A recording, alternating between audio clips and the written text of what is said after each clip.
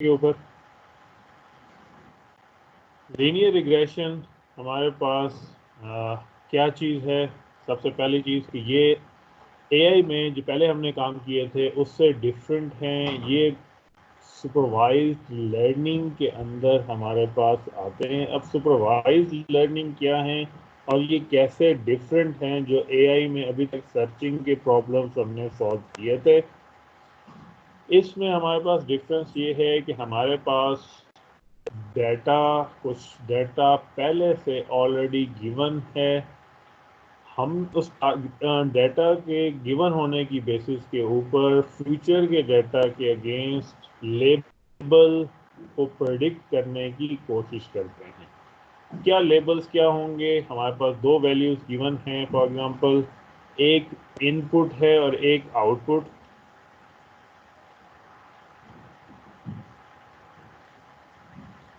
Data जो original हमारे पास given है उसमें ये दोनों वैल्यूज मौजूद हैं। जैसे इस एग्जांपल में अगर हम देखें तो हमारे पास क्या है, हाउसेस की प्राइसेस, उनकी प्राइसेस और उनका साइज गिवन है। ये हमारे पास एक्स एक्सिस और वाई एक्सिस गिवन है। सुपरवाइज लर्निंग हम इसे क्यों कह रहे हैं कि हमारे पास पुराना डेटा मौजूद है। हमने पुराने डेटा को देखते हुए फ्यूचर के डेटा, जब हमारे पास कोई इनपुट वैल्यू एक्स की कोई इनपुट वैल्यू से 2600 वैल्यू आए तो हमें इस पुराना डेटा को देख के हमने बताना है कि उसके वाई की वैल्यू क्या होगी। हम पुराने डेटा को देख के काम कर रहे हैं, इस वजह से हम इसको नाम देते हैं सुपरवाइज्ड लर्निंग। कि डेटा पहले से मौजूद था, उसको देखा, उसकी मदद हासिल की, फिर हम फ्यूचर पे गए और ये हमने आंसर ढूंढने की कोशिश की। जब हम सर्चिंग प्रॉब्लम कर रहे थे पहले तो हमारे पास इस किस्म का कोई सिनेरियो मौजूद नहीं था। अब सुपरवाइज लर्निंग होती किस किस्म की हैं? तो हमारे पास दो बेसिक टाइप्स हैं सुपरवाइज लर्निंग की, क्लासिफिकेशन और दूसरी है रिग्रेशन। क्लासिफिकेशन में क्या है कि हम प्रिडिक्ट करते हैं पॉइंट डेटा पॉइंट्स को, तो वो डिस्क्रीट होते हैं। डिस्क्रीट होने से क्या मुराद है, वो लेबल्स जो गिवन है हमारे पास, जो वाई हमारे पास गिवन है, वो कोई फिक्स्ड वैल्यूज हैं, फिक्स्ड क्लासेस हैं जिनको हम प्रेडिक्ट करना चाह रहे हैं, जो पहले से हमारे पास गिवन है। सिर्फ उनमें से ही वैल्यूज प्रेडिक्ट कर सकते हैं। रिग्रेशन क्या चीज है हमारे पास कि यहां हम कॉन्टिन्यूस आउटपुट वैल्यू को प्रेडिक्ट करते हैं। क्या डिफरेंस हुआ? दोबारा, क्लासिफिकेशन के अंदर हम डिस्क्रीट वैल्यू या क्लासेस या लेबल्स को प्रेडिक्ट करते हैं। रिग्रेशन में हम कॉन्टिन्यूस आउटपुट को प्रेडिक्ट करते हैं। अब कॉन्टिन्यूस आउटपुट क्या हो सकती है? 2.3 भी हो सकती है, 7 भी हो सकती है, 8 भी हो सकती है, और ये प्री डिफाइंड नहीं हो सकते। रेंज आप कह सकते हैं कि इसकी प्री डिफाइंड हो, लेकिन ये वैल्यू क्या होंगी हम नहीं बता सकते, और ये बहुत ज़्यादा हो सकता है। क्लासेस जो होंगी वो हमारे पास गिवन फिक्स साइज होंगी, हमें उनमें से प्रेडिक्ट करना है। जो हमारा आज की टॉपिक्स है वो सारा इन रिग्रेशन के ऊपर है कि हम कॉन्टिन्यूस वैल्यूज को प्रेडिक्ट करने की कोशिश कर रहे हैं। दोबारा देखें अगर हम, लीनियर रिग्रेशन क्या है? लीनियर रिग्रेशन हम लाइन से क्रिएट कर रहे हैं। अब लाइन की इक्वेशन जो आप लोगों ने बहुत बेसिक्स के अंदर पढ़ी थी वो क्या थी कि y is equal to m x plus c. ये इंटरसेप्ट और ये m हमारे पास क्या था? ये हमारे पास स्लोप हुआ था। अगर हम इस इक्वेशन में x भी मालूम हो और y भी मालूम हो, जो कि हम कह रहे हैं कि हमारे पास डेटा जो पहले से मौजूद है उसमें गिवन है, हमें फ्यूचर के लिए क्या ढूंढनी है, ये स्लोप और इंटरसेप्ट की वैल्यूज एम एंड सी की वैल्यूज। अगर हम ये दोनों फाइंड आउट कर लें, लर्न कर लें, तो हम क्या कर सकते हैं, फ्यूचर की कोई भी वैल्यू जो हमारे पास आएगी, कोई भी एक्स वैल्यू हमारे पास इनपुट आएगी, हम उसके साथ एम एंड सी दोनों वेरिएबल्स को यूज करेंगे, तो हमारे पास एक्सपेक्टेड वाई वैल्यू जो है वो जनरेट हो जाएगी। कि अगर हम एक ओरिजिनल लाइन डेटा सेट के ऊपर एक लाइन जनरेट कर लेते हैं, तो हमें क्या मालूम है कि फ्यूचर में कोई भी एक्स की वैल्यू फॉर एग्जाम्पल इस पॉइंट पे मिलेगी, तो हम उसके अगेंस्ट वाई की वैल्यू प्रेडिक्ट कर सकते हैं। वो 100% लाजमी नहीं है कि उस लाइन के डाटा जो ओरिजिनल मैच होना चाहिए, लेकिन वो लाइन उन पॉइंट्स के बहुत करीब तरीन होनी चाहिए। Linear regression from the line, और रिग्रेशन हमने क्या कहा, कॉन्टिन्यूस आउटपुट को प्रेडिक्ट कर रहे हैं। जब आप कॉन्टिन्यूस आउटपुट को प्रेडिक्ट करने जा रहे हैं लाइन और साथ लीनियर रिग्रेशन भी कह रहे हैं, तो लाइन इक्वेशन हमारे पास इंपॉर्टेंट है। अब सबसे पहले हमने लीनियर रिग्रेशन में जो देखना है वो है simple linear regression. Simple linear regression हमारे पास किस तरीके से आता है कि उसके अंदर इनपुट वेरिएबल जो है वो सिर्फ एक होता। इनपुट वेरिएबल जो है हमारे पास सिर्फ एक है, उसके अगेंस्ट हमने y की वैल्यू को प्रेडिक्ट करना है। तो y की वैल्यू को प्रेडिक्ट करने के लिए हमें स्लोप यानी m और c इंटरसेप्ट की वैल्यूज को पता करना है। ठीक है, तो लर्निंग ऑफ अ मॉडल जो है वो हमारे पास क्या है, यहाँ पे इन दो वेरिएबल्स को एस्टिमेट करना है, इनका अंदाज़ा लगाना है कि कौन से एम और सी की वैल्यू के ऊपर एक जो लाइन बने वो ओरिजिनल डाटा सेट के करीब तरीन हो। अब जब हम ये कहते हैं कि हम वो लाइन बनाना चाहते हैं जो ओरिजिनल लाइन के बहुत करीब तरीन हो, तो हमें एक लॉस फंक्शन की ज़रूरत होती है। अब लॉस फंक्शन क्या है, ये डिफरेंस है कि जो वैल्यू हम प्रेडिक्ट करें और डेटा सेट में जो उस वैल्यू के अगेंस्ट पहले से मौजूद थी, कि हम एक नाम देते हैं वाई प्राइम।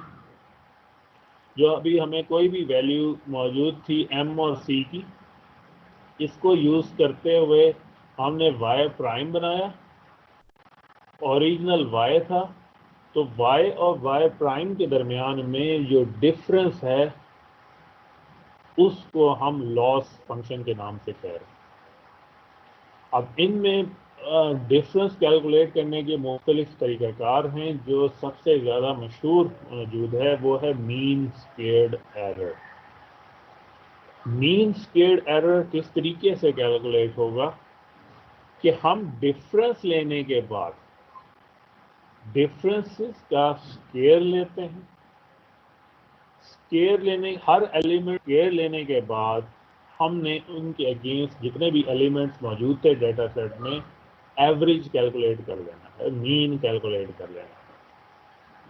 कि डिफरेंस लिया, डिफरेंस का स्क्वायर सम हुआ और डिवाइडेड बाय टोटल नंबर हम कैलकुलेट कर देते हैं, तो हमारे पास एक एवरेज कैलकुलेट हो जाती है कि तमाम डाटा सेट में जो पॉइंट्स हैं वो लाइन से कितने दूर। एग्जाम्पल हम बनाते हैं कि हम इसको कैसे रिप्रेजेंट कर रहे हैं, कि मेरे पास कुछ पॉइंट्स हैं और एक लाइन जनरेट होगी जो मैंने एम और सी की वैल्यू, इन दो एम और सी की वैल्यू के अगेंस्ट ये लाइन बनाई, और ये मेरे पास ओरिजिनल पॉइंट्स है जो एक्चुअल होना चाहिए था। टारगेट मेरा ये था कि लाइन वो बने जिस पे ये सारे पॉइंट लाए करते हैं, लेकिन ये लाए नहीं कर रहे दूर दूर।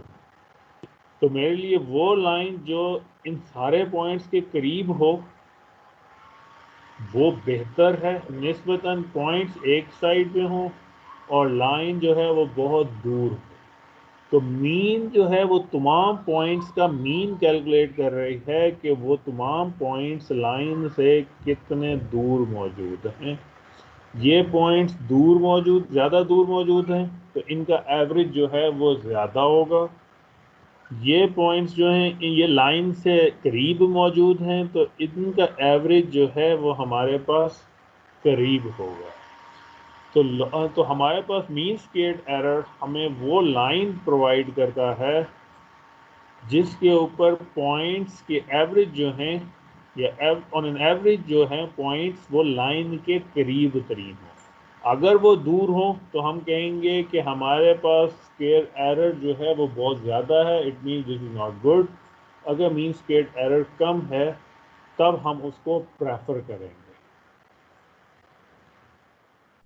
एक एल्गोरिदम जो मेन एल्गोरिदम है इस सारे सिनेरियो के अंदर इस प्रॉब्लम को सॉल्व करने का, ठीक है। अब आपसे मैं पहले पूछता हूं कि आपको प्रॉब्लम समझ आया है कि हमारे सामने प्रॉब्लम क्या है? आप में से कोई एक बोल दे। Yes sir. यस सर, आ गया। प्रॉब्लम ये है कि हमारे पास लाइंस बहुत सारी बन सकती हैं, एम और सी की कोई भी वैल्यू ऐड करके बहुत सारी वैल्यूज बन सकती हैं। कोई लाइन एक साइड पे बन सकती है, कोई लाइन बहुत दूर बन सकती है। अब हमने ढूंढनी है वैल्यू एम और सी की जिसकी बेस पे लॉस फंक्शन स्मॉलेस्ट हो जाए, यानी उससे मजीद स्मॉल ना हो सके, मिनिमम हमने फाइंड आउट करना था। जैसे हमने पहले एल्गोरिदम्स में पढ़े थे, लोकल सर्च के अंदर हमने पढ़े थे लोकल मिनिमम और ग्लोबल मिनिमम हम फाइंड आउट करने चाह रहे थे। तो यहाँ पे भी हम ग्लोबल मिनिमम फाइंड आउट करना चाह रहे हैं लॉस फंक्शन का, और लॉस फंक्शन हमारे पास हम जो यूज़ कर रहे हैं वो मीन स्क्वेयर्ड एरर का है। तो अब इस प्रॉब्लम को सॉल्व करने का एक जेनेरिक मेथड है जिसका नाम है ग्रेडियंट डिसेंट। ग्रेडियंट क्या होता है? हमारे पास डेरिवेटिव्स हैं। डेरिवेटिव्स क्या होते हैं कि हमारे पास स्लोप हम फाइंड आउट करने की कोशिश करते हैं कि किसी भी ग्राफ पे हम उसका स्लोप फाइंड आउट कर रहे हैं। अगर इस साइड पे अगर आप देखें एक सिंगल वेरिएबल का डेरिवेटिव्स हम फाइंड आउट कर रहे हैं, तो हम ये फंक्शन है, जैसे हमारे केस में लॉस फंक्शन है, ये उसके अंदर मौजूद पैरामीटर है। हम ये फाइंड आउट करना चाह रहे हैं कि किस वैल्यू पे ये लॉस फंक्शन मिनिमम हो जाएगा। तो हमें हर पॉइंट पे डेरिवेटिव जो स्मॉल रेट ऑफ चेंज जो है वो फाइंड आउट करते चले जाना है। जिस पॉइंट पे स्लोप अप साइड पे हो जाए तो हमारे पास क्या हो गया, जैसे हमने हिल क्लाइंबिंग मेथड में कहा था कि हमने वहाँ पे स्टॉप आउट कर देना, ठीक है, वो आपके जहन में होगा। तो सेम उसी अंदाज में हमने ढूंढना है सबसे मिनिमम पॉइंट इस ग्राफ के ऊपर। अब ये एक वेरिएबल के अगेंस्ट था। अभी जब हम पिछले प्रॉब्लम देख रहे थे तो हमारे पास दो वेरिएबल थे, एक स्लोप थी और एक इंटरसेप्ट है।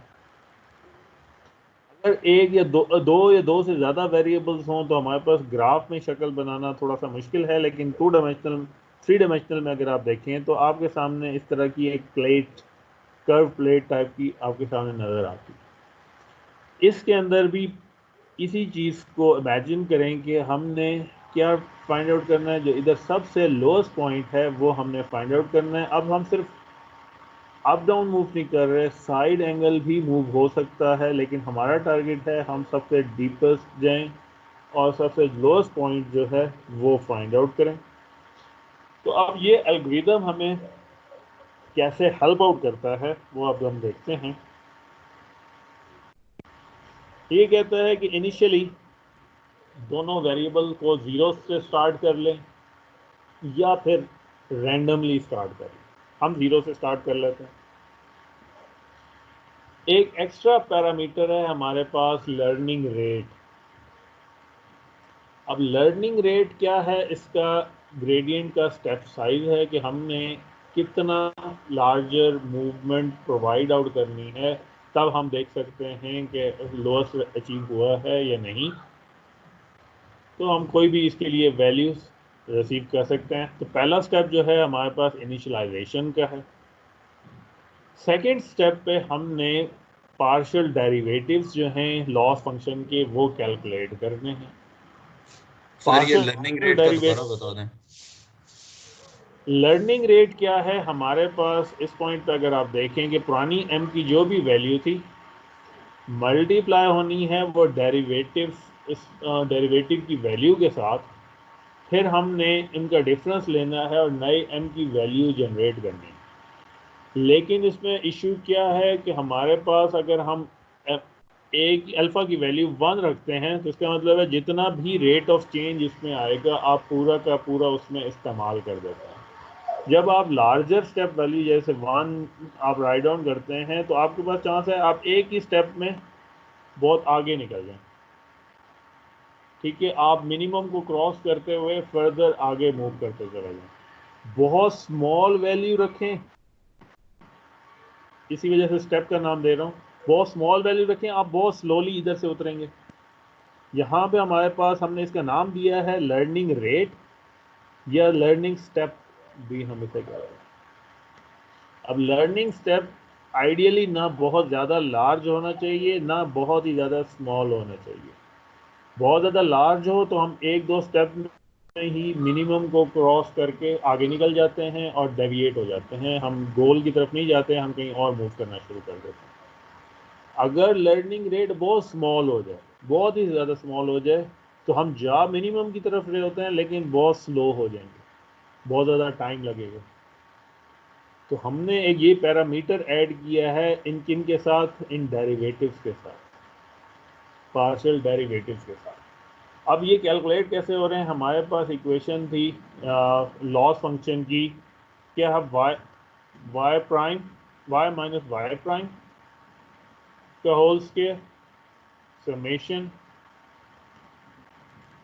1 to n divided by 1 to n। क्या है डिफरेंस है y और y प्राइम का, और सम एवरेज हो रहे हैं over all values of n। n क्या है हमारे पास, number of values, number of data points.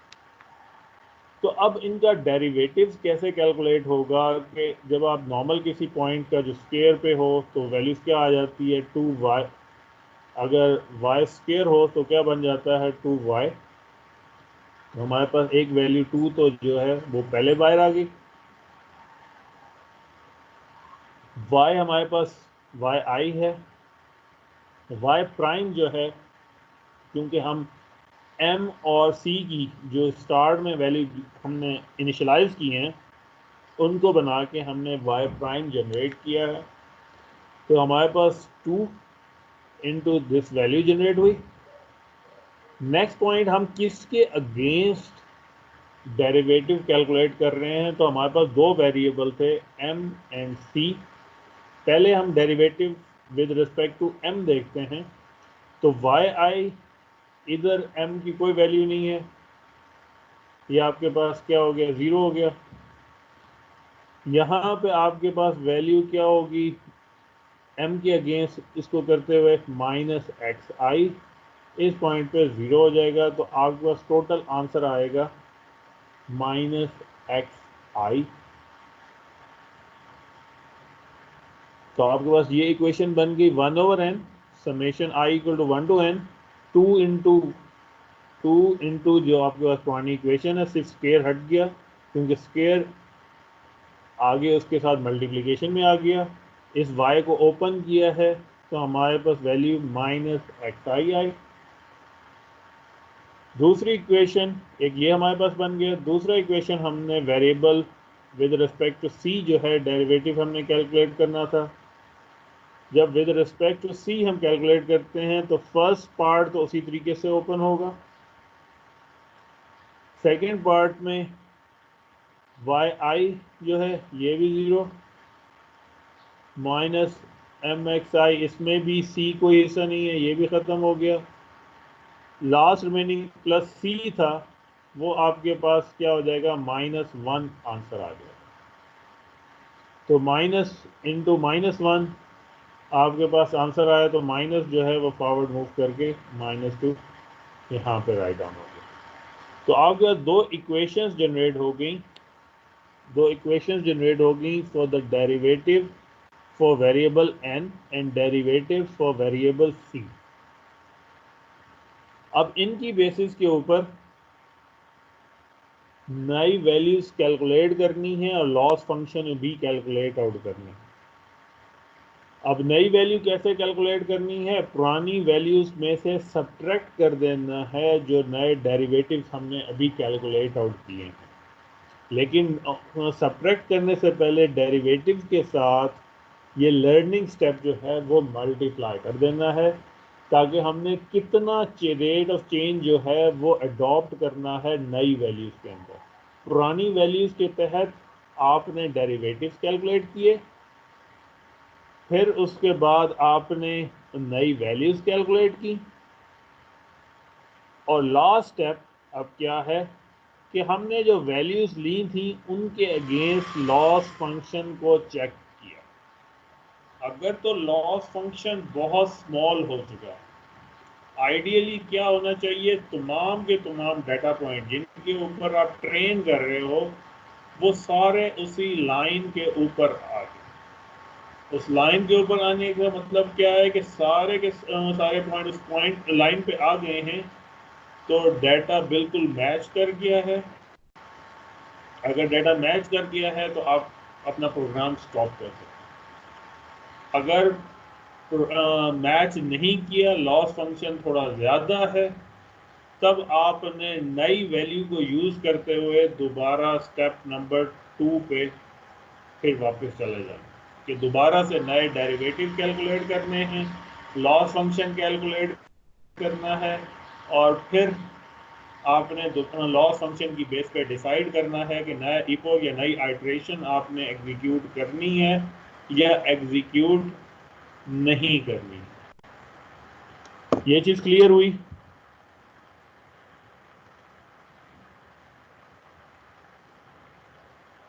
Ji, sir लेकिन हमें इसमें पता किस तरह चलेगा कि हमें वो डेरिवेटिव अब स्टॉप करना है?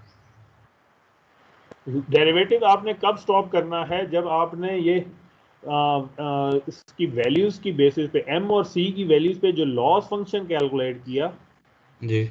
लॉस फंक्शन जब आपने कैलकुलेट किया वो लॉस फंक्शन 0 के करीब आए या बहुत स्मॉल हो जाए। और नॉर्मली हम इसके अंदर क्या काम करते हैं, हम फिक्स नंबर ऑफ आइट्रेशन भी दे देते हैं। हम कहते हैं 100 आइट्रेशन पे चल लें, उसके बाद हम देखें हम कितने लॉस तक पहुंच चुके हैं। आइडियली 0 तक पहुंच जाना चाहिए, नहीं पहुंच सके तो हम आइट्रेशन इंक्रीज करके देखें। ठीक है, तो हमारे पास लूप हैं ये। तो लूप लगाने के दो तरीके कार आपके पास होते हैं। एक है कि आप वाइल लूप लगाएं कि जब तक 0 नहीं होता तब तक उसको मुसलसल चलने दें। लेकिन वहाँ पे आपके पास परेशानी ये हो सकती है कि वो किसी हायर वैल्यू पे स्टक हो जाए। सारे पॉइंट, कोई लाइन ऐसी ना बने जो आइडियली किसी बहुत कम लॉस फंक्शन दे रही है, सारे बहुत दूर दूर है। तो आपका लूप जो है वो बार बार चलता रहेगा, स्टॉप नहीं करेगा। तो दूसरा तरीकाकार जो हमें दिया गया है वो ये है कि आप fix number of iterations move करें, फिक्स नंबर ऑफ इपोक्स जो हैं वो आप चलाएं, उसके बाद देखें कि आपका लॉस जो है वो कितना कम हो चुका है। उसकी वैल्यूज के ऊपर अब नई जो m और c की वैल्यूज हैं उसकी बेस पे प्रेडिक्ट आउट कर लें। अब हम कुछ कोड देखते हैं सही है सर। जिस ठीक है, जिसको हम देखते हैं कोड में ये काम किस तरीके से परफॉर्म हो रहा है। ये कोड मैं आपके साथ शेयर कर दूंगा। तो अब इसमें कुछ लाइब्रेरीज कैलकुलेशंस के लिए पहले से ले ली। अब मैं क्या करना चाह रहा हूँ, एक डाटा सेट पहले से उठाना चाह रहा हूँ। अब डाटा सेट हम देखें, हमारे पास एक क्या है, अभी हम जरा उसको देख लेते हैं।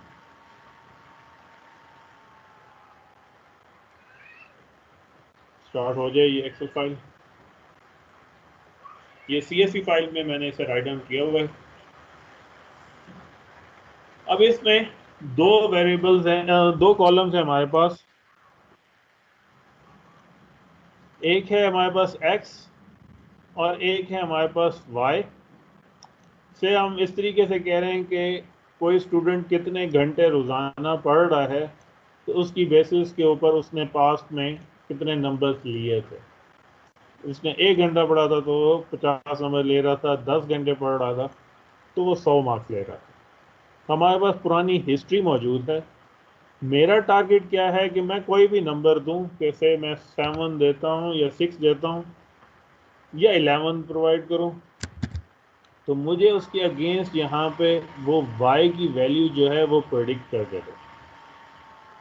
ठीक है, प्रॉब्लम समझे हम कि for given x yes sir. हम यस सर, और समझ आ गिवन गिवन x और गिवन y हमने m और c की वैल्यू प्रेडिक्ट करनी है।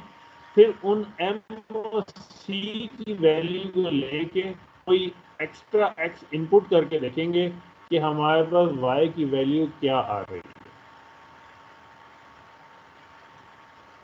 तो हम लोड हो गई, तो वो जितनी भी वैल्यूज थी वो हमने लोड आउट की।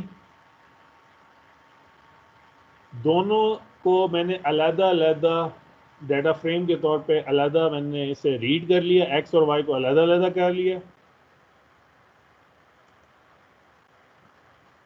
दोनों अरेज बन गई अलग। अब स्टार्ट में एक प्लॉट के तौर पे मैं उसे बना के देख रहा हूं।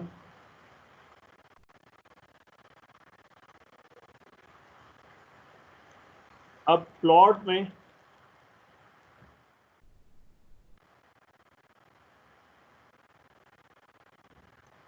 अब मुझे ये पॉइंट इस तरीके से नज़र आ रहे हैं कि एक सिंपल लाइन तो नहीं है, लेकिन कुछ एंगल पे मूव होते हुए वैल्यूज इंक्रीज हो रही हैं।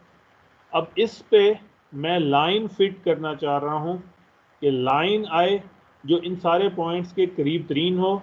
और मेथड कौन सा होगा? मेथड वही हमारे पास ग्रेडियंट डिसेंट होगा।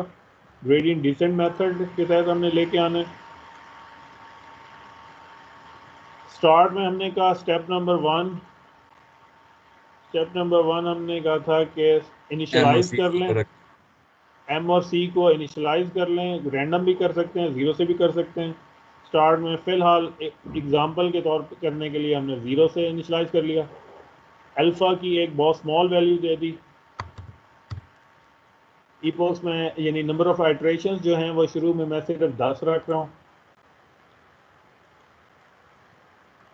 अब लूप मैंने अप्लाई आउट किया।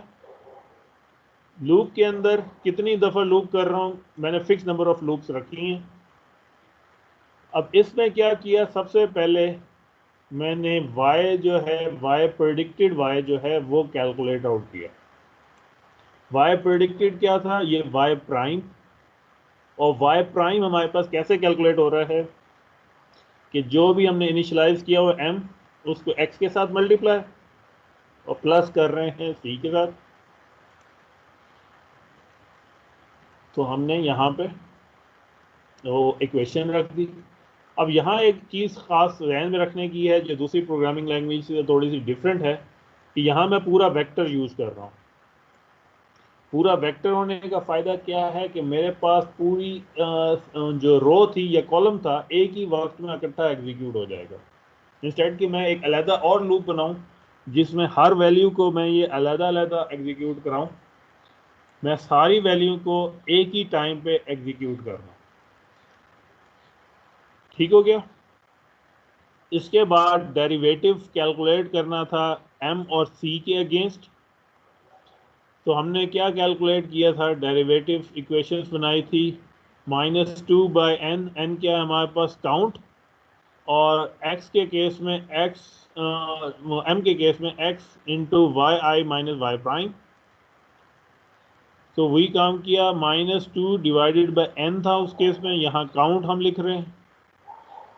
समेशन का फंक्शन यूज कर रहा हूँ। x into y minus y prediction, y minus y prediction, y prime जो है हमारे पास y प्रोडिक्शन के तौर पे यूज हो रहा है।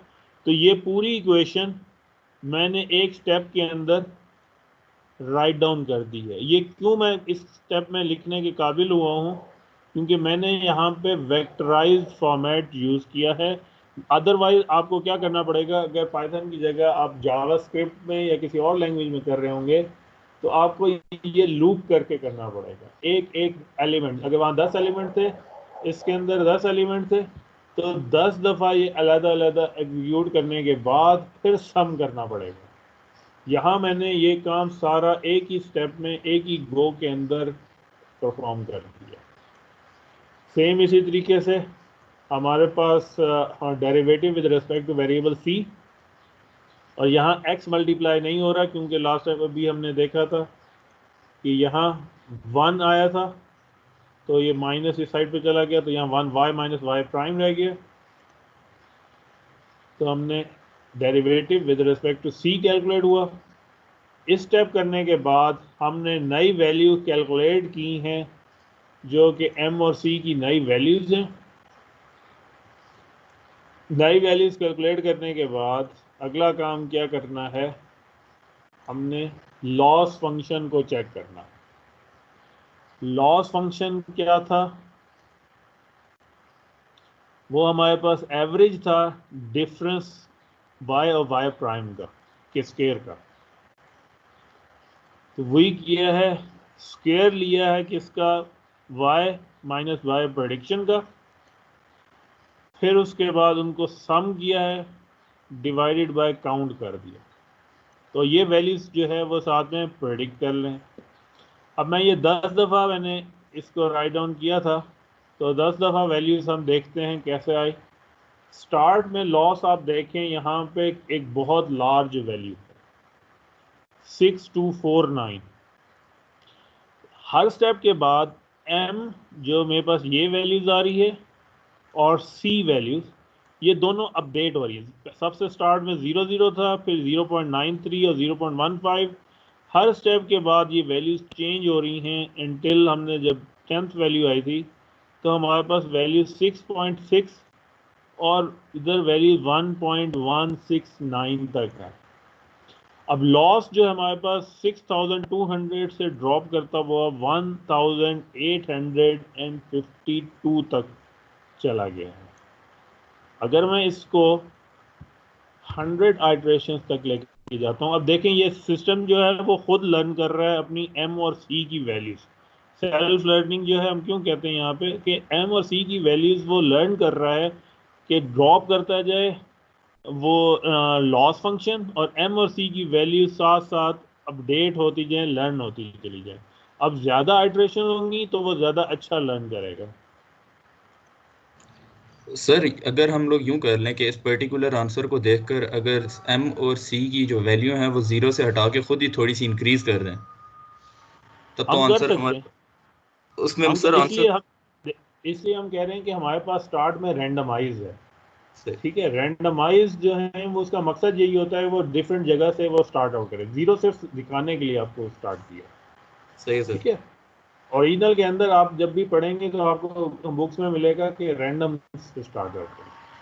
अच्छा, अब 100 आइट्रेशन के बाद देखें लॉस कितना हो गया है, 6000 से 500 पे आ गया। इसकी जगह अब 100 की जगह 1000 पे लेके जाते हैं।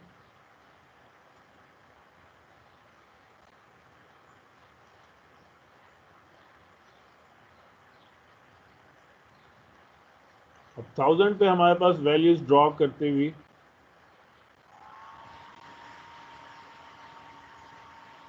244 तक ड्रॉप हो रही है। हर स्टेप के बाद देखें वैल्यू स्लोली ड्रॉप होते, स्टिल ड्रॉप होती चली जा रही है। जब आपके पास जो भी वैल्यू ड्रॉप आउट हो जाए उसकी करंट पोजीशन जो है वो हम उस पर लाइन ड्रॉ करके देख सकते हैं कि उस वक्त करंट सिचुएशन क्या बन चुकी है। तो अभी हमारे पास इस जो ओरिजिनल पॉइंट्स है उन पर देखें तो हमारे पास ये एक सेंटर लाइन बन रही है जिस पे लॉस जो है ये 244 का हमारे पास जनरेट होकर आ रहा है। ज़्यादा आइट्रेशन दें तो हमारे पास चांसेस हैं कि और ड्रॉप हो सकता है या स्टक होके इसी पॉइंट पे भी रुक सकता है। से अब 1000 से इंक्रीज और कर देता हूँ।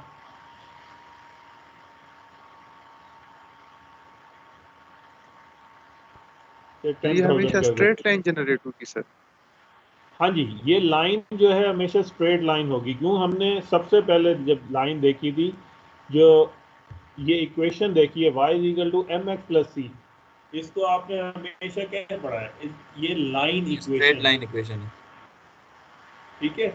अब यहाँ पे सिर्फ ये है कि हमारे पास ओरिजिनल डाटा सेट लाइन पे नहीं थे, लेकिन हमने जो y प्राइम प्रिडिक्ट किया है वो फिक्स m स्लोप और c के अगेंस्ट है, तो वो एक फिक्स लाइन बनाई।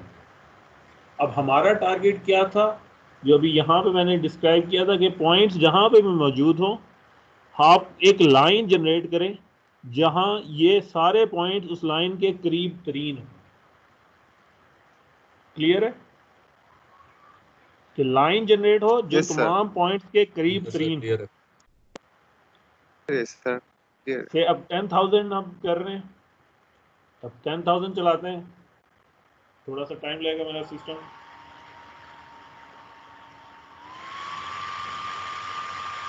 अभी लास्ट टाइम तक आप देख रहे थे कुछ 400 पे था, अब 100 के अंदर आ चुका है।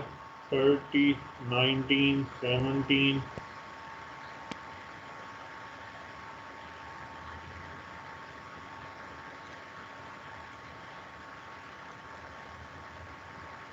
तो हमारे पास वैल्यूज जो हैं वो 12.3 तक ड्रॉप कर चुकी हैं।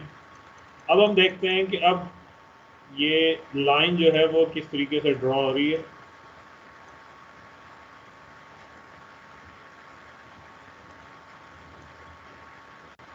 अब पॉइंट लाइन जो है थोड़े से और लेफ्ट साइड की तरफ मूव हुई है, तो ये वाले पॉइंट जो पहले थोड़े से दूर थे वो करीब हुए 3 पॉइंट या 2 पॉइंट एग्जैक्टली उस लाइन के ऊपर लाई कर रहे हैं। एक थोड़ा सा ज़्यादा करीब है और बाकी पॉइंट्स उस लाइन से थोड़ा सा दूर है। अब ये जब हमारे पास लाइन क्रिएट हो गई है, तब हम कोई भी नए पॉइंट को जज कर सकते हैं कि वो पॉइंट कहाँ हो सकता है। से मैं ये कह रहा हूँ 3.5 नया पॉइंट है मेरा। एम और सी की वैल्यू जो यहाँ इस लूप के एंड पे स्टॉप हुई हैं,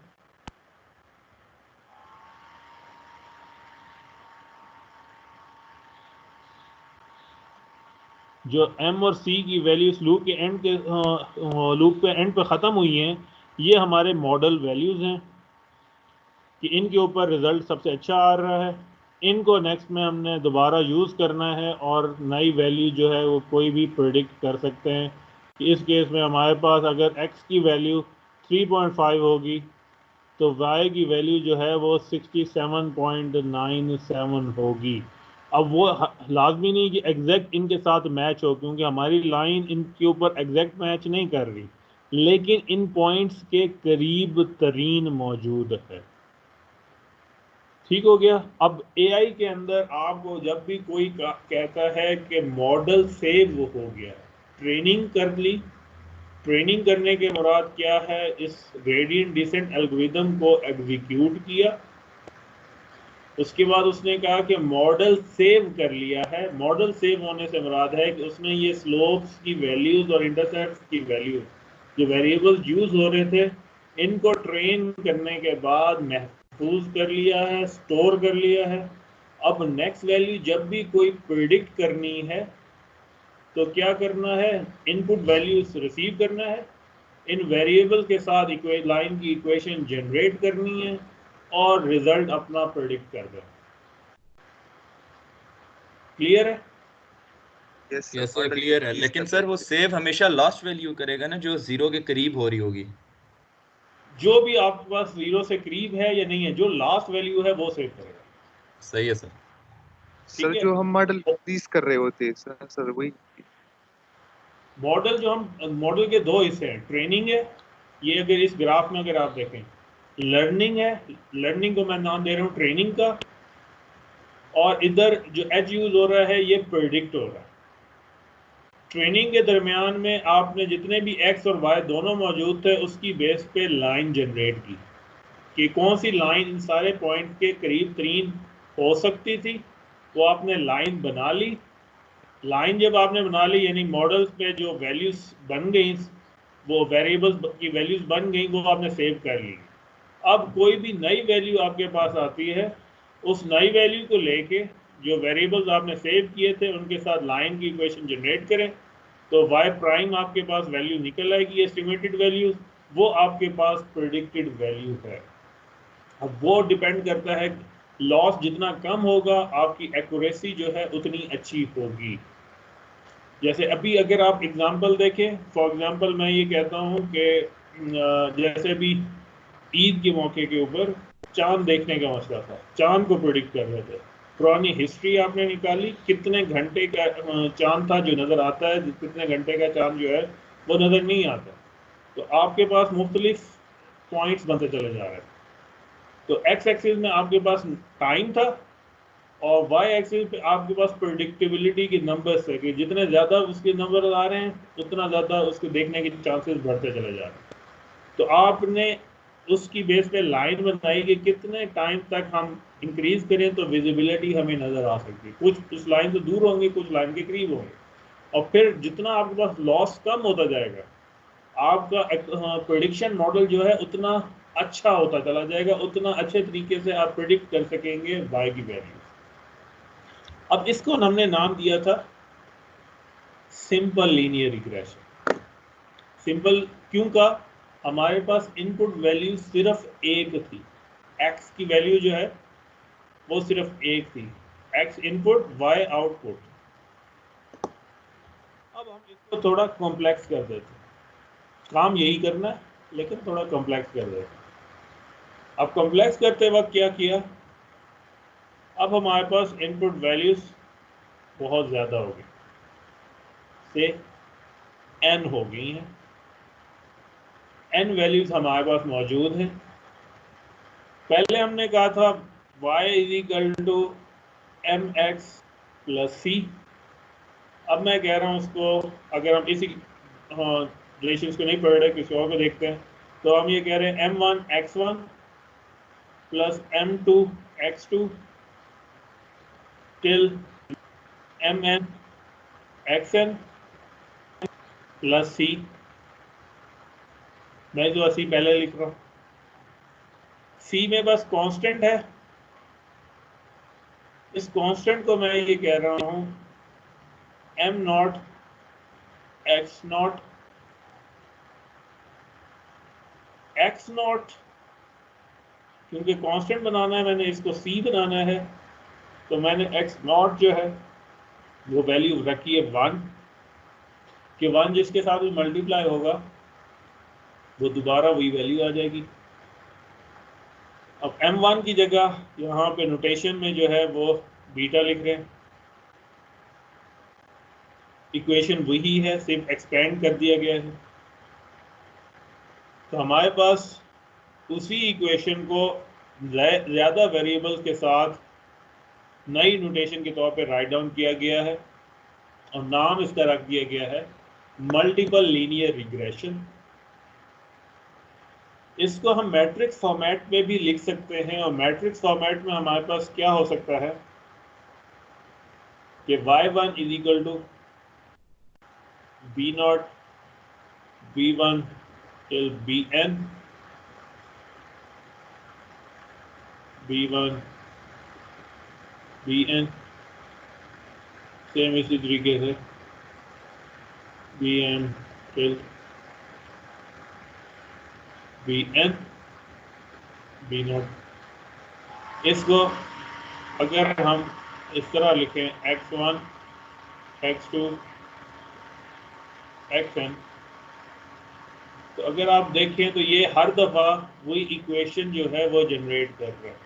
y1 के केस में b not x1 b1 plus b1 x not से स्टार्ट करते हैं, x1 x2 और bn xn जो है वो हमारे पास राइट डाउन हो जाता है। हर रो अलग-अलग हमारे पास जनरेट हो सकती है।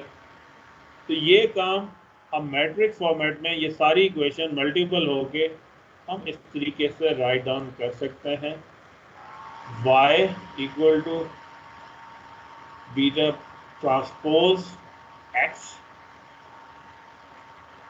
इधर मैंने इसलिए दिखाया क्योंकि ट्रांसपोज वेक्टर फॉर्मेट जो है वो हमारे पास कॉलम फॉर्मेट में होते हैं रेदर देन इस अंदाज में राइट डाउन होने के। लिस्ट की जगह वो इस डाउनवर्ड डायरेक्शन में वेक्टर नज़र आता है हमें, कॉलम फॉर्मेट में होता है, तो उसको प्रॉपर इस मैट्रिक्स ही फॉर्मेट में राइट डाउन करने के लिए उसको ट्रांसपोज के तौर पे लिखा है कि बी ट्रांसपोज इनटू एक्स को एज इट इज लिखा है क्योंकि वो हमारे पास ऑलरेडी यहाँ पे हमें डाउनवर्ड डायरेक्शन में नज़र आ रहा है। तो कोई ख़ास डिफरेंस नहीं है सिंपल लीनियर रिग्रेशन के, सिर्फ फ़र्क ये आया है कि एक इनपुट वेरिएबल की जगह पे मल्टीपल इनपुट वेरिएबल्स आ गए। लॉस फंक्शन अगेन उसी तरीके से नोटेशन पहले हमने लिखी थी y माइनस वाई प्राइम का स्क्वायर करके लिखा था, अब हम लिख रहे हैं y प्राइम माइनस वाई करके, क्योंकि स्क्वायर ले रहे हैं तो डिफरेंस कोई नहीं रहता। y माइनस वाई प्राइम लिखें या y प्राइम माइनस वाई लिखें, क्योंकि दोनों केस में हमने स्क्वायर ले लिया है तो इफेक्ट जो है वो नलीफाइड हो जाएगा। और बाकी वही क्या एंड पे हमने जितने भी डेटा पॉइंट हमारे पास मौजूद है उसके अगेंस्ट एवरेज कैलकुलेट कर लेना। ग्रेडियंट डिसेंट जैसे सिंपल लीनियर रिग्रेशन के केस में किया था, जितने वेरिएबल्स हैं अगर 3 है या n तक वेरिएबल्स हैं उनको किसी एक वैल्यू के अगेंस्ट इनिशियलाइज कर लेना है। रैंडम वैल्यू के अगेंस्ट इनिशियलाइज कर सकते हैं, डिफरेंट वैल्यू के अगेंस्ट इनिशियलाइज कर सकते हैं, मैं 0 के अगेंस्ट कर रहा हूँ। उसके बाद क्या करना है, डेरिवेटिव कैलकुलेट करना है अगेंस्ट एवरी वेरिएबल। हर वेरिएबल के अगेंस्ट जो है वो डेरिवेटिव कैलकुलेट करना है। डेरिवेटिव कैलकुलेट करने के बाद उसको लर्निंग रेट के साथ या लर्निंग स्टेप के साथ मल्टीप्लाई करना है और पुरानी वैल्यू से सब्ट्रैक्ट कर देना है। पुरानी वैल्यू से सब्ट्रैक्ट करने के बाद आपने लॉस फंक्शन दोबारा चेक करना है। लॉस बहुत थोड़ा रह गया है, लूप रोक सकते हैं, लॉस ज़्यादा है आइटरेट कर सकते हैं। अगर आपके पास मिनिमम की तरफ आपने लूप रखा हुआ है, फिक्स्ड लूप रखी हुई है, तो फिक्स नंबर ऑफ आइटरेशन तक ये काम बार बार परफॉर्म कर सकते हैं। सर अब यहाँ पे पुरानी डेरिवेटिव वैल्यू जो होगी वो प्रीवियस डेरिवेटिव उसको कंसिडर करेंगे। जो स्टार्ट में पहले वैल्यूज आपने लिखी हुई थी बी या इन वेरिएबल्स की, बीटा नॉट, बीटा 1 या बीटा n तक की जो वैल्यूज थी, ये जे भी जो मैंने लिखा हुआ है यहाँ पे ये डेरिवेटिव है, जो कि आपने जो पुरानी वैल्यूज थी उनके अगेंस्ट डेरिवेटिव कैलकुलेट करना है सही है सर। लॉस फंक्शन पे। ठीक है, लॉस फंक्शन हर वेरिएबल के केस में जैसे हमने पहले किया था y prime minus y square है तो पहले ये 2 इस साइड पे आ गया, 2 पहले बाहर आ गया। y प्राइम की जगह पे हमने लिख दिया था mx प्लस c लिखा हुआ था पहले, तो हमने बनाई थी वैल्यू इसकी m के अगेंस्ट कैलकुलेट कर रहे थे तो हमने बनाया था x, c वैल्यू पे दोबारा 0 हो जाएगा तो हमने यहाँ पे x मल्टीप्लाई किया था। अब क्योंकि ये डिफरेंट वेरिएबल्स के अगेंस्ट जा रहे हैं तो जिसके अगेंस्ट हम कैलकुलेट करेंगे, अब बीटा नॉट के अगेंस्ट करेंगे तो एक्स नॉट वैल्यू आएगी, बीटा 1 के अगेंस्ट करेंगे तो x1 की वैल्यू आएगी, इस तरह बीटा j के अगेंस्ट करेंगे तो आपके पास वैल्यू क्या आएगी, xj आएगी। तो हर j के अगेंस्ट जब आप कैलकुलेट आउट कर रहे हैं तो हमारे पास xjth वैल्यू जो है वो साथ में मल्टीप्लाई होगी। बाकी आपका काम उसी तरीके से है कि एवरेज हमने साथ में कैलकुलेट कर रहे थे, 2 बाई काउंट टोटल हो जाएगा, m क्या था टोटल काउंट थे, मल्टीप्लाई करना है अल्फ़ा के साथ और पुरानी जो j की वैल्यू थी बी जे वैल्यू उसमें से सब्ट्रैक्ट करना है तो आपके पास नई वैल्यू कैलकुलेट हो जानी है। अब इसको कोड में देखते हैं, कोड में ये काम कैसे होगा।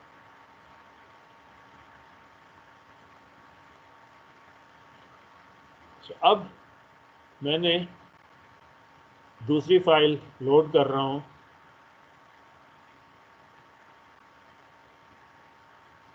अब इसमें मेरे पास 3 कॉलम्स हैं। 3 कॉलम्स क्या हैं कि स्टूडेंट्स के मार्क्स हैं, पुराने उनके मैथ्स के मार्क्स, प्रोग्रामिंग के मार्क्स और एआई के मार्क्स। मैं करना क्या चाहता हूं कि मैं इनपुट देना चाहता हूं मैथ्स और प्रोग्रामिंग के मार्क्स, और प्रेडिक्ट करना चाहता हूं कि इस सेमेस्टर में वो एआई में कितने मार्क्स लेंगे। तो मुझे वैल्यूज चाहिए इन दोनों के अगेंस्ट। एक वेरिएबल मैथ्स के अगेंस्ट चाहिए, एक वेरिएबल मुझे प्रोग्रामिंग के अगेंस्ट चाहिए, और एक हमें इंटरसेप्ट जो कि बीटा नॉट के अगेंस्ट चाहिए, वो चाहिए। जब हमें ये 3 वेरिएबल्स मिल जाएं तो मैं वाई प्राइम या एआई की जो वैल्यूज होंगी वो प्रेडिक्ट कर सकूंगा। लोड कर ली वैल्यूज, तीनों को लास्ट टाइम की तरह अलग अलग कर लिया। किसी एक अरे को मैंने जस्ट प्रिंट करके मैथ्स के नंबर्स देख लिए हैं, 1000 है मेरे पास टोटल।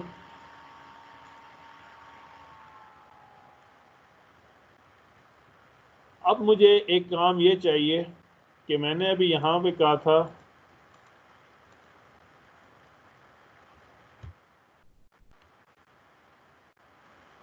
कि ये पॉइंट एक्स नॉट जो है वो मैंने सारे 1 रखने।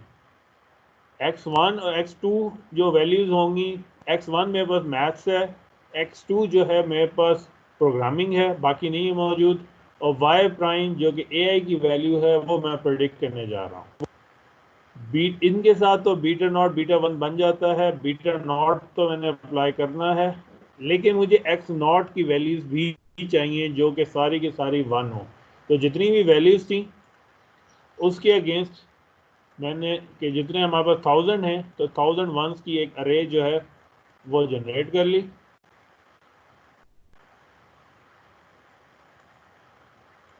अब अगला काम स्टार्ट हो रहा है, ये इंपॉर्टेंट है, गौर से देखिएगा। तीनों पोर्शन एक्स नॉट, मैथ जो है वो x1 और प्रोग्रामिंग जो है वो x2, ये मैंने एक अरे x में राइट डाउन किए। एआई के जितने मार्क्स से जो डेटा सेट में मेरे पास पहले से मौजूद हैं ये y में राइट डाउन कर दिए, और इनिशियल पॉइंट्स इन तीनों के लिए x0, x1 एंड x2 के लिए मैं 0 0 प्रेडिक्ट कर रहा हूँ, राइट डाउन कर रहा हूँ, इनिशियलाइज कर रहा हूँ। प्रेडिक्ट का वर्ड ठीक नहीं है, इनिशियलाइज कर रहा हूँ ये वाला पॉइंट कि स्टार्ट में beta not beta 1 to beta 2 मेरे पास मौजूद है, उन सब को 0 के साथ इनिशियलाइज कर रहा हूँ।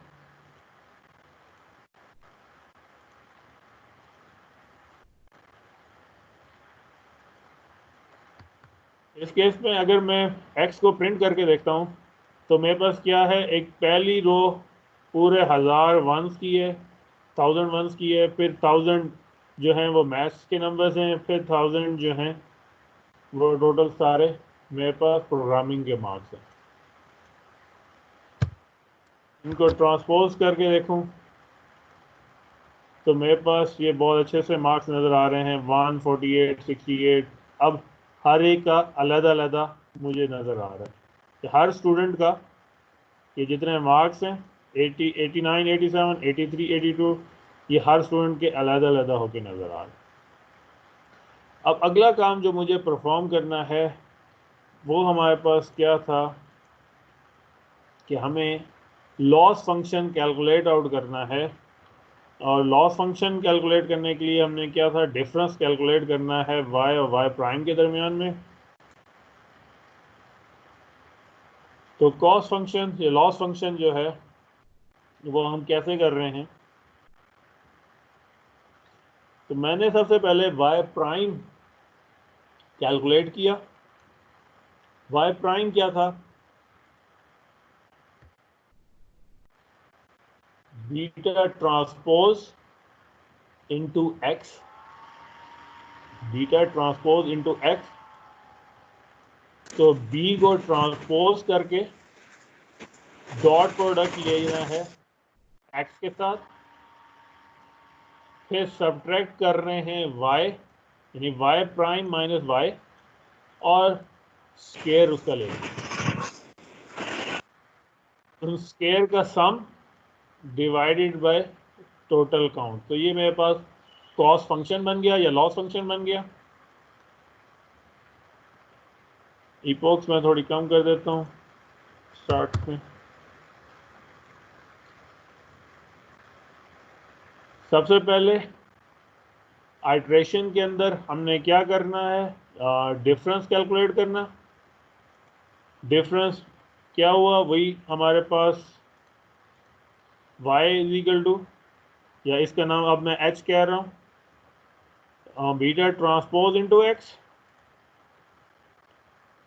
फिर लॉस कैलकुलेट किया कि h माइनस वाई, फिर ग्रेडियंट पे जब मैं गया हूं तब क्या किया, इस लॉस को मल्टीप्लाई कर दिया है x ट्रांसपोज के साथ, और फिर मल्टीप्लाई बाय 2/m के साथ मल्टीप्लाई कर दिया। अगेन जब नई वैल्यूज हमारे पास पूरी एक अरे की आ गई, जितने भी वेरिएबल्स थे, जितने वेरिएबल्स मौजूद थे इस बीटा अरे के अंदर, उन सब की वैल्यूज कैलकुलेट हो गई। तो कॉस्ट फंक्शन जो है वो कैलकुलेट किया है और उसे जस्ट प्रिंट आउट कर दिया। 10 वेरिएबल्स थी, तो हमने देखे स्टार्ट में हमारे पास डिफरेंस 3000 का था और एंड तक हमारे पास 96 का डिफरेंस जो है वो आ चुका है। इंक्रीज कर देता हूँ, 1000 पे ले जाते हैं।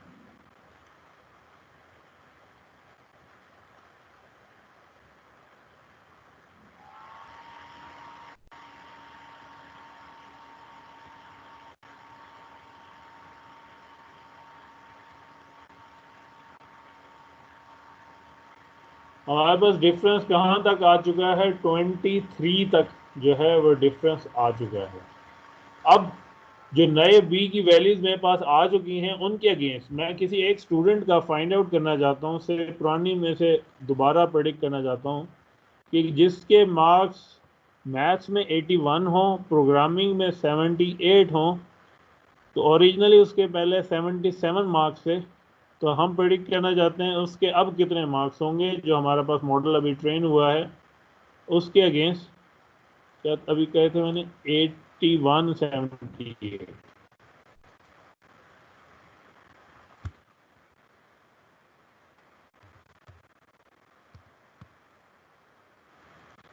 तो वो एक नए वेरिएबल में राइट डाउन किए और सेम उसी तरीके से b का ट्रांसपोज लेके x1 के साथ इसके साथ मल्टीप्लाई कर देना है। तो ये वैल्यू जो प्रेडिक्ट कर रहा है 78.14, और हमारे पास जो डाटा सेट में वैल्यू थी वो थी 77 थी। इसी तरह किसी के वैल्यूज अगर 64 74 हो, तो ये वैल्यूज तुम कर लेते हैं 64 74।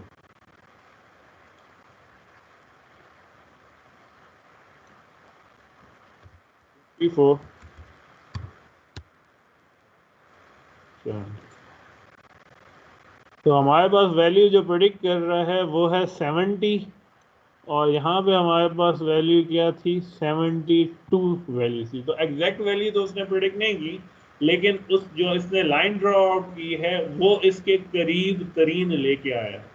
कोई एक और वैल्यू देख लेते हैं, 51 53, और उसने प्रेडिक्ट किया है 50 51 53।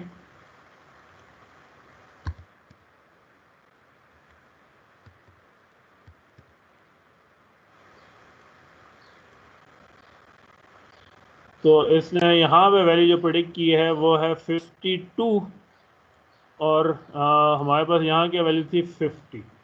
तो ये वो वैल्यूज प्रेडिक्ट कर रहा है उस ओरिजिनल वैल्यूज के करीब तरीन। क्यों, लॉस अभी भी आपके पास कितना था, 0 नहीं हुआ था, लॉस स्टिल देयर, तो 23 का जो मीन स्क्वेयर्ड एरर जो है अभी भी मौजूद है।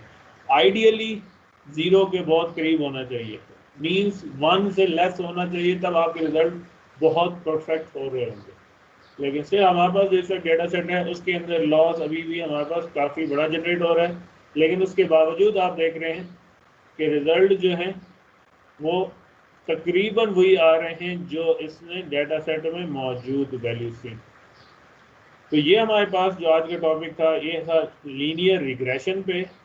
लीनियर दोबारा से मैं बात कर रहे थे, लीनियर रिग्रेशन में क्या चीज़ थी कि लीनियर लाइन की बेस पे है और कॉन्टिन्यूस पॉइंट्स को ये प्रेडिक्ट करता है।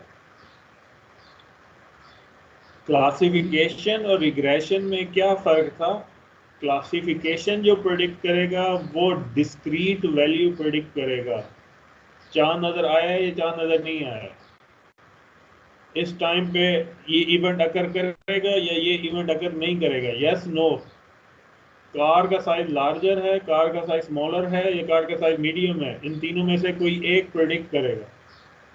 रिग्रेशन जो है वो नंबर, कॉन्टिन्यूस नंबर्स प्रेडिक्ट करते हैं। तो वो नंबर 72 भी हो सकते हैं, 72.5 भी हो सकते हैं, 72.11 भी हो सकती हैं वैल्यूज। रिग्रेशन के अंदर दो किस्म की टाइप्स हमने देखी, अभी पहले जो हमने देखी वो लीनियर रिग्रेशन देखी। लीनियर रिग्रेशन के अंदर दो देखी, सिंपल लीनियर रिग्रेशन और मल्टीपल लीनियर रिग्रेशन। दोनों में फ़र्क क्या है? सिंपल लीनियर रिग्रेशन के अंदर एक इनपुट वेरिएबल यूज हो रहा है और मल्टीपल लीनियर रिग्रेशन के अंदर एक से ज़्यादा वेरिएबल्स यूज हो रहे हैं। आर्टिफिशियल इंटेलिजेंस के अंदर लीनियर रिग्रेशन को सॉल्व करने के लिए जो एल्गोरिथम यूज़ किया जाता है that is called as gradient descent. Gradient descent के अंदर जो बेसिक स्टेप्स हैं कि पहले आप वेरिएबल्स जो कि स्लोप या इंटरसेप्ट के वेरिएबल्स हैं उनको इनिशियलाइज कर लेते हैं।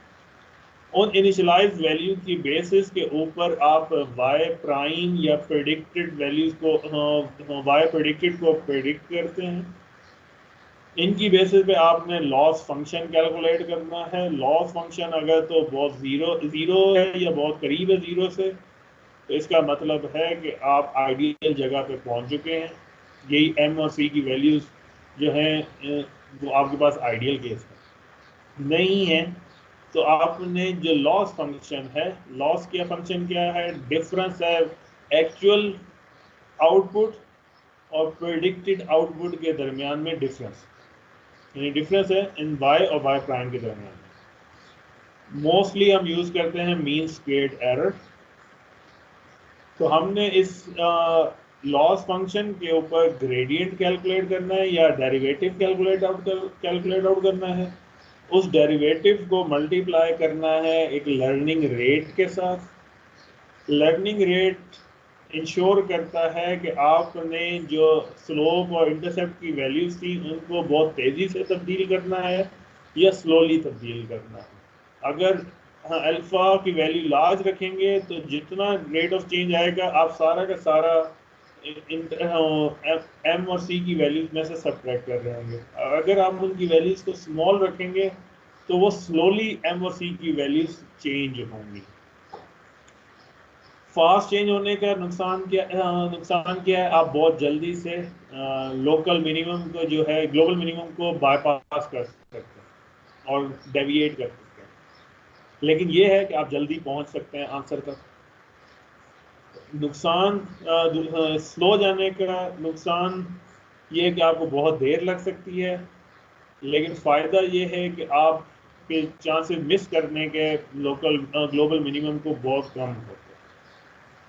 ठीक है, तो ये हमारे पास आज का सारा लेक्चर था। क्लियर है आप सब लोगों को? Yes sir. सर